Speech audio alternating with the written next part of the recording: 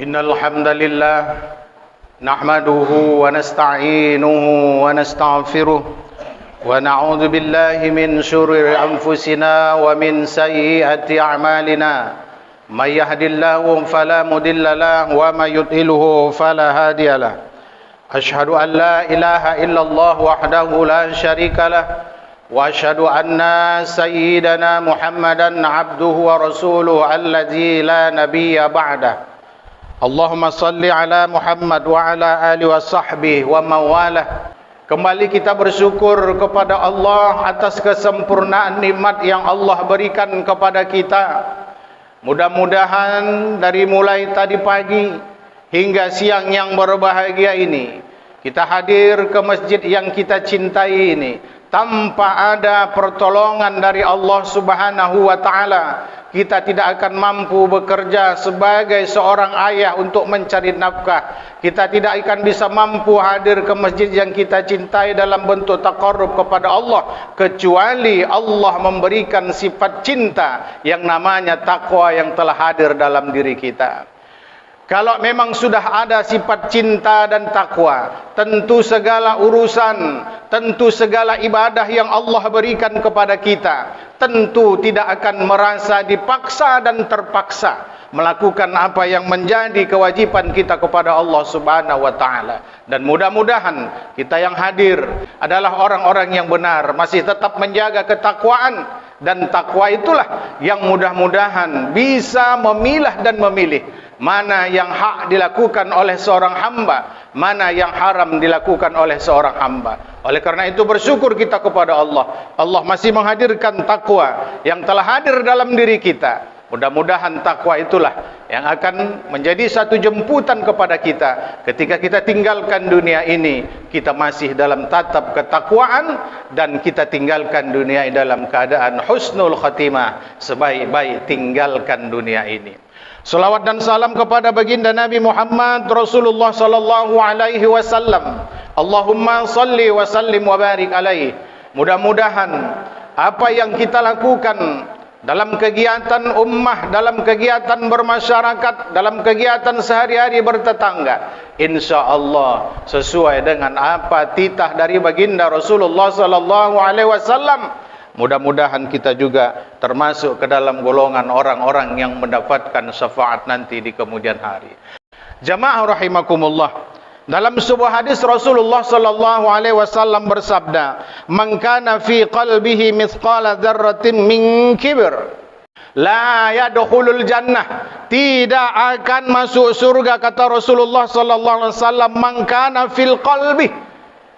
Barang siapa yang di dalam hatinya ada kesombongan mithqala dzarrah min kibr.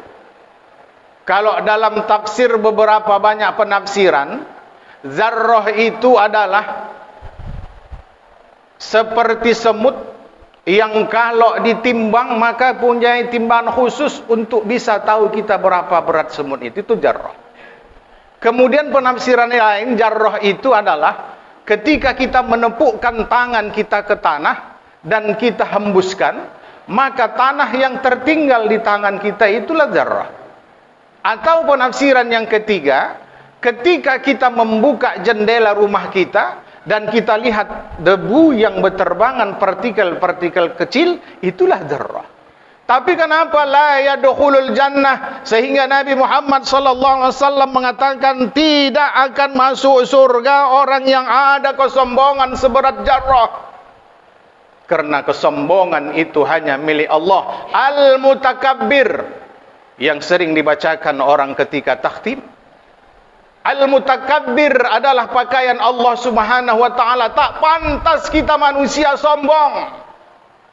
Jangan sombongkan kekayaan kita, karena Qarun kaya, sombong. Jangan sombongkan harta kekuasaan kita, karena Fir'aun kaya, raja, sombong. Makanya oleh karena itu jamaah rahimakumullah, kita mohon kepada Allah agar kiranya Allah menistakan, mentiadakan sifat sombong dalam diri kita. Jamaah rahimakumullah, tahukah kita kenapa iblis laknatullah alaihi diusir Allah dari surga? Padahal dia dulu penghulu surga. Padahal dia itu orang yang abid penyembah Allah Subhanahu wa taala. Karena apa?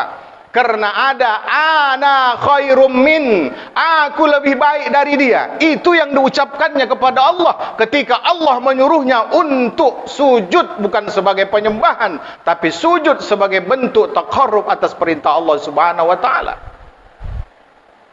Apa kata iblis? Ana khairum min, aku lebih baik dari dia ya Allah. Engkau ciptakan dia dari tanah, sedangkan aku engkau ciptakan dari api. Makanya hari ini jamaah rahimakumullah, kalau ada orang yang dirinya masih bisa mengatakan aku lebih baik dari si fulan, dia iblis yang berwujudkan manusia. Aku lebih baik dari dia, aku lebih baik amalku dari dia, lebih baik kekayaanku dari dia. Sejatinya wujudnya manusia, tetapi hakikatnya dia adalah iblis di hadapan Allah Subhanahu wa taala. Oleh karena itu jamaah rahimakumullah, jangan pernah ada kesombongan dalam diri kita. Kemudian rahimakumullah, setelah kesombongan itu berlanjut terus, maka akan hadirlah dalam diri kita sifat meremehkan orang lain, sifat menghinakan orang lain.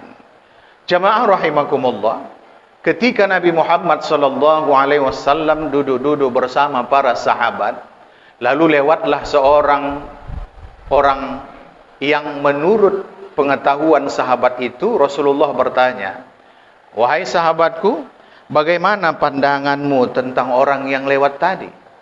Ya Rasulullah, dia adalah orang yang terkaya di wilayah Arab ini.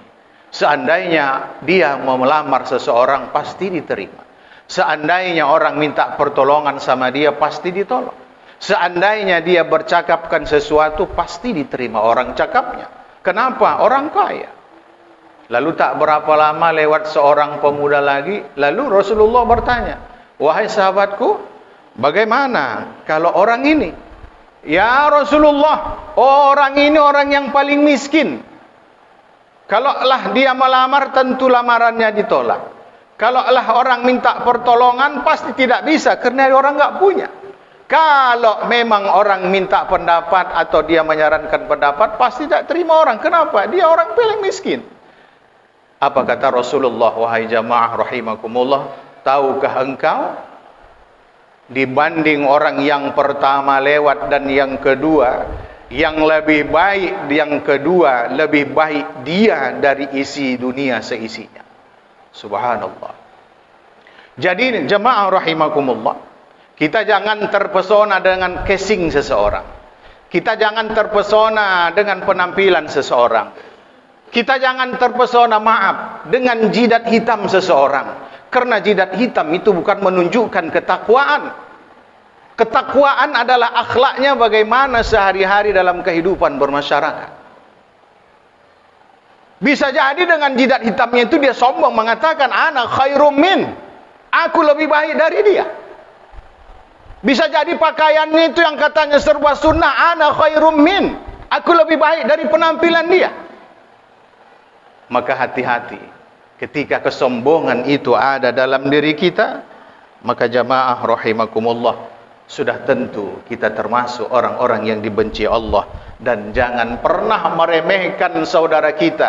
Bisa jadi pakaiannya serba biasa, bisa jadi dia orang yang biasa di hadapan manusia, tapi akhlaknya terpuji, tapi tidak pernah dia menistakan orang lain, dan ternyata dia lebih baik dari kita.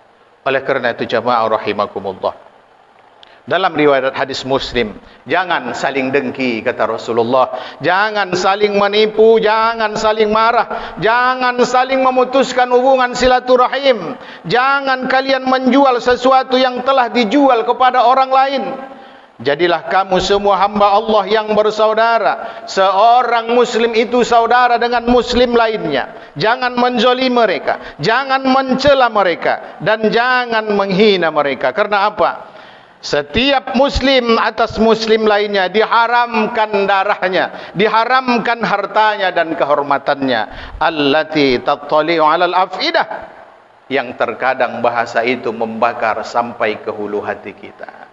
Jemaah rahimakumullah, bersyukur kita kepada Allah.